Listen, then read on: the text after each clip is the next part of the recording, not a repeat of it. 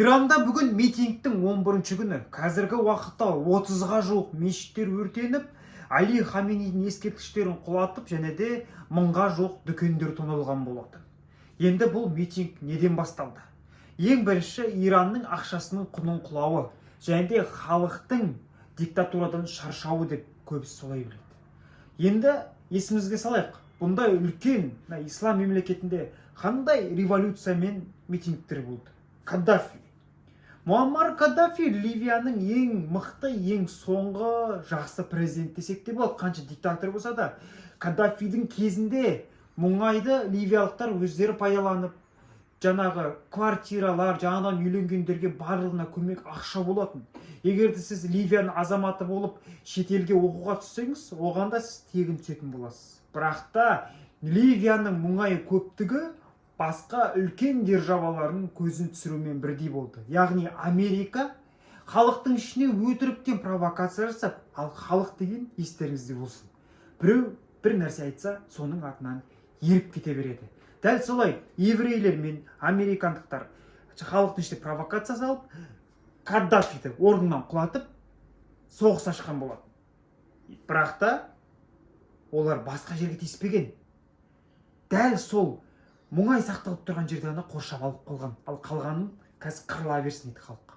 Енді қазір не болып жатыр? Ливия быт-шыт болып жатыр. Облыс-облысқа бөлініп, бір-бірімен соғысып жатыр. Иранда ертең дәл солай болуы әбден мүмкін.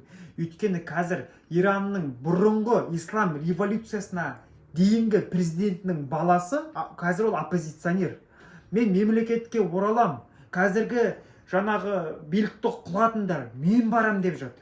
Бірақ та ол келмеуі әбден мүмкін. Ол ғана провокация салып, Иранның ішіндегі халықты бір-біріне бөліп тастап, яғни террористерді, халықты, бандыларды бөліп тастап, бір-бірімен соғыстырып қою мақсаты болуы әбден мүмкін. Өйткені Иранда мұнай көп, ал мұнай кімге керек? Өздеріңіз білетіндей, Америка құрама штаттарына керек. Бұның барлығы солардың пландары болуы да әбден мүмкін.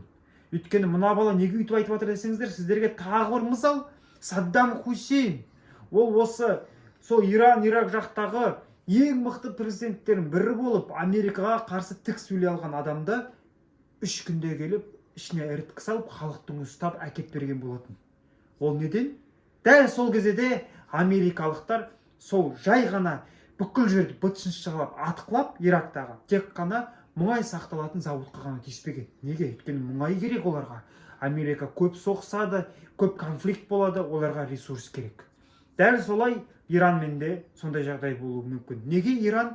Өйткені осыдан бір жыл бұрын өздеріңіз білетіндей Иран мен Израиль бір-бірімен атысқан болатын. Сол кезде Иран кәдімгідей тісін көрсетіп, жауап қайтарған болатын. Сол кезде Америка ойлады, егер де біз бұларға миллиардтаған ракета құтқанша, одан да ішіне іріткі салайық деп айтқан болады.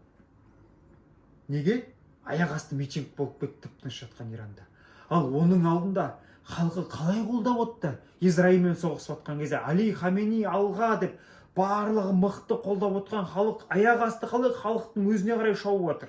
Бұл үлкен политика. Али Хаменейдің ұстанған діні басқаша шығар, ислам дінінен өзгеше шығар. Олар көп нәрсені теріс көретін шығар. Бірақ та ол өз мемлекетін сақтап, Израильға қарсы тісін көрсете алатын мұсылмандардың бірі болған болатын. Бұл жерде мен ешкімді жақтамаймын, ешкімді мақтамаймын. Бірақ та көзі ашық, көкірегі ояу адам барлығын көріп отыр. Бұл жай ғана Израильдің территориясын үлкейтуді мақсат ететін үлкен план. Иранды құлататын болса, ертең Израиль сөзсіз Сирияны, Палестина, қазір картаға іздесеңіз уже жоқ. Басқа Иран, Ирак барлығын жаулап алып, өздерінің тиындағы Великий Израиль деген картаны істегісі келеді. Дәл осындай білмейтіндер біліп жүрсін, халықпен біргеміз.